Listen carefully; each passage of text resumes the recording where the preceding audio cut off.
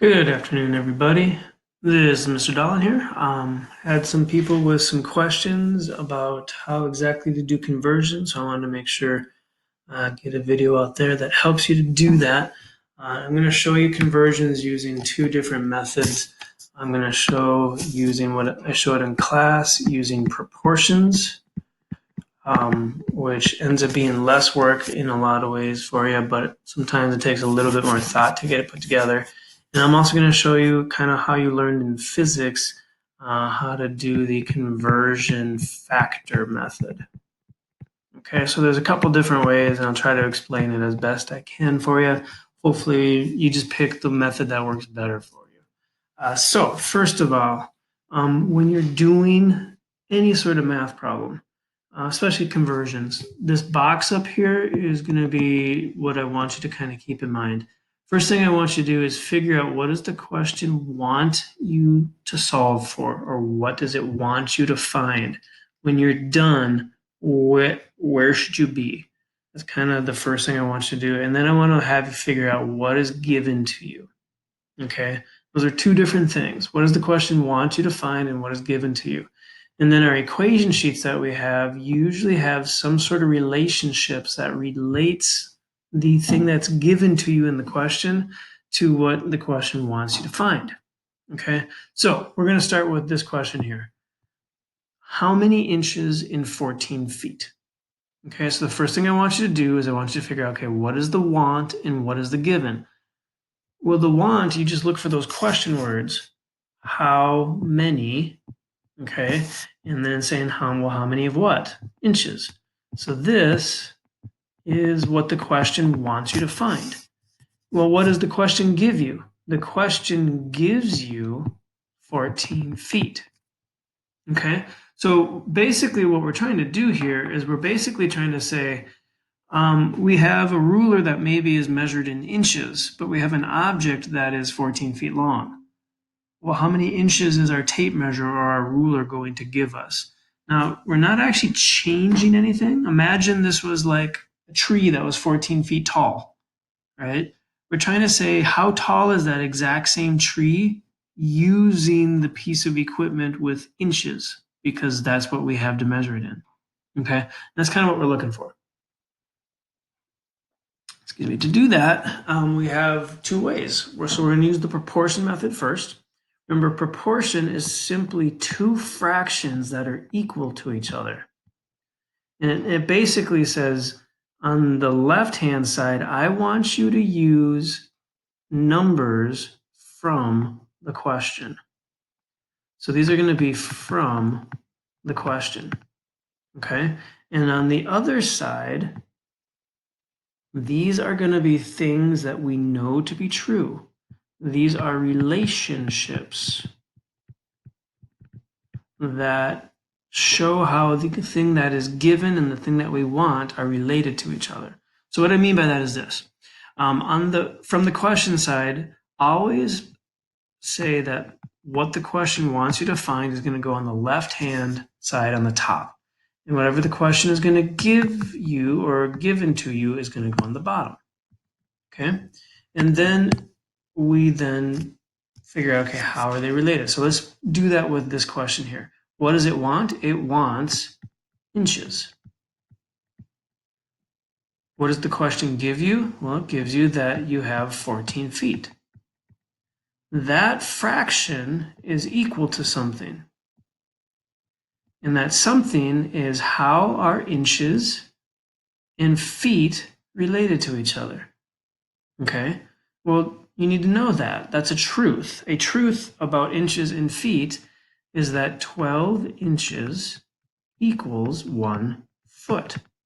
So we need a number relationship, a truth, or some would call this proportionality or an equivalency statement, however you want to call it. But you need to know that 12 inches equals 1 foot. That's the relationship. Well, in a proportion, to make it work out correctly, if we have inches on top on one side, we need to have the same units on the other side. So I'm going to put 12 inches on the top of the fraction. And then if we have feet on the bottom on one side, then we need to have feet on the bottom on the other side. Now, what this fraction on the right-hand side is saying is for every 1 foot that you have, there are 12 inches. Okay, that's a ratio, that's a proportion. And all we're doing then is saying, well, what if we scaled 1 up to 14? How many inches are in 14? Well, it's 12 for every 1 foot. We have 14 of those, so it's 12 14 times. So you can kind of reason through these. Math-wise, to solve that, you're really just cross-multiplying. Okay? Cross-multiply to solve, and then you can get it. So here, I'll say inches equals 12 inches over 1 foot times 14 feet. Okay, this is like my x, right? 14 has to get to the other side of the equal sign. I'll delete my big squiggles here to make it easier. Okay, so math-wise now, we're just plugging that into our calculator. 12 divided by 1 is easy, that's 12. 12 times 14 equals 168. So when you do that, then notice also feet would cancel out. So our answer is 168 inches. So that's using a proportion. Now, how you did this with physics last year was what's called the conversion method. So let's do the same thing, except in a conversion method, you're going to take what is given to you, you're going to multiply it by what we call a conversion factor, which is really just a fraction. And when you're done, it should equal what you want. Okay, so again, plug what you have and what you know. The given is that we had 14 feet. The conversion factor is, again, this relationship thing that I'm talking about. And that means you need to know that 12 inches equals 1 foot. Well, in the conversion method, what we're doing now is we're going to put those numbers in the fraction so that feet cancels out, so that when we are done, the units that we want are left over, and that has to be inches. And to cancel, remember, that means you have to have things on opposite sides of a fraction. So 14 is actually a fraction of 14 feet divided by 1. If I want feet to cancel, I need to have feet on the bottom or the opposite side of the next fraction. Okay, and that also means I need to have inches on top because that's what I want to end with when we're done. Well, go back to this. What number is associated with inches? 12. What number is associated with feet? 1. Because 12 inches equals 1 foot. That's a relationship that has to be true between inches and feet. Now notice math-wise, we're solving it the exact same way we did before. 12 times 14. 14 times 12. So we're ending up with the exact same answer. Okay, so 2 different ways of setting that up. So that's an example. Okay, let me show you another one with actual chemistry stuff. So now we're going to do the same thing, but we're going to do this with a chemistry question. So again, the first thing you want to figure out is what does the question want? Again, look for the question words. How many grams? That's what the question wants you to find. What does the question give you? It gives moles. Okay? In our setup then, we're going to do the same thing. I'm going to show proportion and the conversion factor method. Okay? And if you're thinking you're going to use one or the other, you can definitely skip the part of the video that talks about the one that you don't want to use. So, again, a proportion, 2 fractions equal to each other. We want to say, okay, what does the question want? What does the question give? The question wants grams, and the question gives moles. Okay, now here you need to know something. This is my x. And you also need to know whenever grams is in a question, grams is going to require the periodic table. Because remember, when you are looking at the periodic table and you're looking at the chemical formulas, those mass numbers on the bottom, those, if you look at the key that we have, are called a molar mass. Well, what does molar mass actually mean? It means mass, how many grams, in, and molar just means whenever you add that AR to the end of something, it means related to one of this. So it literally translates into how many grams are in 1 mole, right? That's what's going to go on the other fraction. Okay, so we look up periodic table. I'm going to erase some stuff here, give myself some more space. I look up Na. Na on the periodic table is 22.99. And according to my formula, I have one of them. I look up O on the periodic table, it's 16.00, and I also have one of them.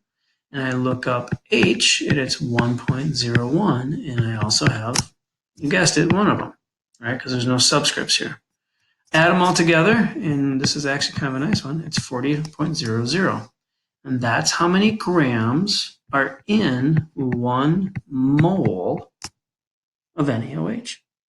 Okay, so now this is the relationship that links grams to moles. Remember, the right side of our proportion has to be a relationship that links the given and the want. So again, like we did last time, if grams is on the top on one side, we also need grams on the top on the other. If we have moles on the bottom on one side, we need moles on the bottom on the other. Well, this right here is telling us what numbers go with the grams and with the moles. 40 grams is the same as 1 mole. And this question is really just saying, okay, what if we amped 1 mole up to 1.3? How many grams would that be? So you go through and you solve, and you'd find you get x equals 40 grams over 1 mole times 1.3 moles. So plug that into your calculator, 40 times 1.3, and you get 52 for your number. But now also notice that the word mole is on the bottom here, but on the top here, which means it cancels out.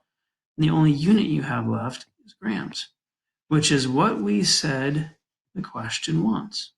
So that tells you probably solved it correctly. So we have 52 grams. 52 grams of what? 52 grams of NaOH. Now, let's do this with the conversion method. Same as last time. You start with what does the question give you? Sorry, I did have, I think, last time. What are you given times your conversion factor to give you what the question wants?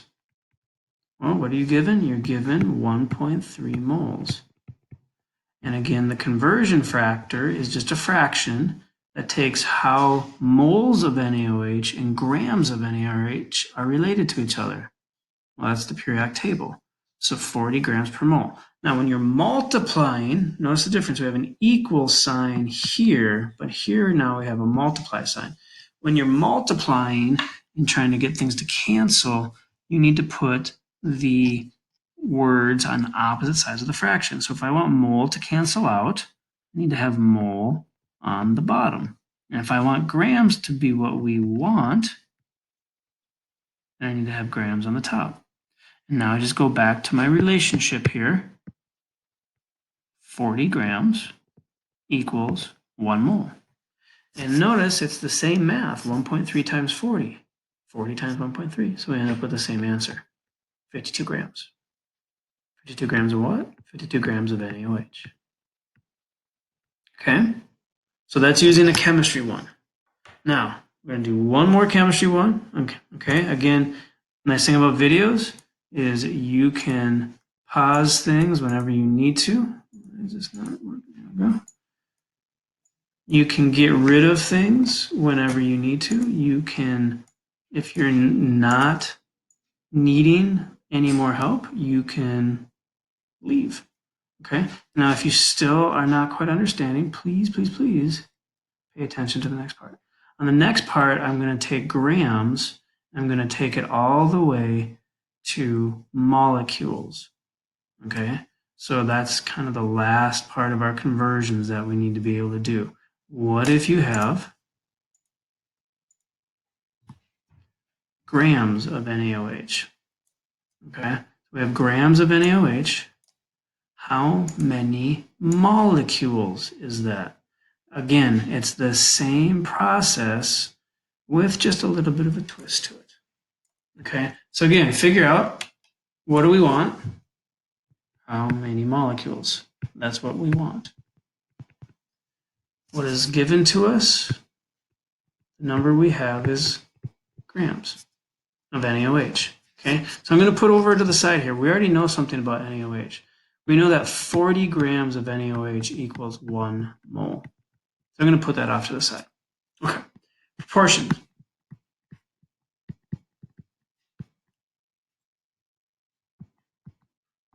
Remember, on the top, is it given or is it want? That's always going to be your x, so that's what we want. Our given is, from the question, 28 grams. On the other side now, we want grams to match up because it's equal sign in between. So you have 40 grams on the bottom, 1 mole on top. So when I solve for that, I'm going to get x equals 1 mole over 40 grams times 28 grams. Think about that for a second. Is that really what we want? The question says molecules. Molecules are the individual particles. Here's a Na, an O, and an H. All of those stuck together are one molecule. What does a mole mean? A mole means that number, 6.02 times 10 to the 23rd power. Meaning if you have 1 mole of NaOH molecules, you're actually talking about 6.02 times 10 to the 23rd molecules. So instead of the word 1 mole, I want you to either cross this, actually cross it off. I'm going to use a different color, make it a little easier to see. Cross it off and replace it with 6.02 times 10 to the 23rd. Because that's what 1 mole means. You can always replace things with something else if it means the same thing. Now we have to use our EE button correctly. So please listen to my words carefully here as I go through this. We're going to look at typing this in like this, 6.02. We're not going to hit the times button. On most of your calculators, you're going to do either the second button, and then you're going to do the comma, which has an EE above it, or after 6.02, you're going to hit the button that has EXP. It depends on what calculator you have. And then instead of typing the times and the 10 and the 23 for the exponent, you're just going to type in 23. So 6.02, 23. Then I'm going to hit the times button, multiply it by my 28, and then I'm going to hit the divide button and divide it by the 40.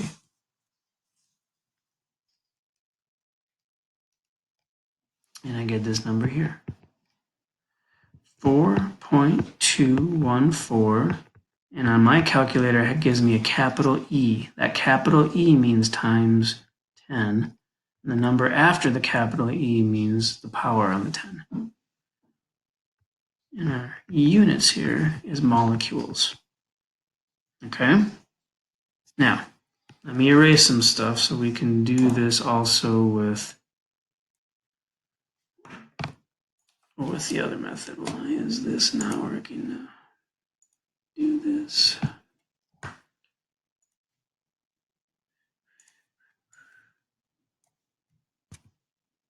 Okay, so that was our proportion method. I'm going to leave the answer there so that we have that.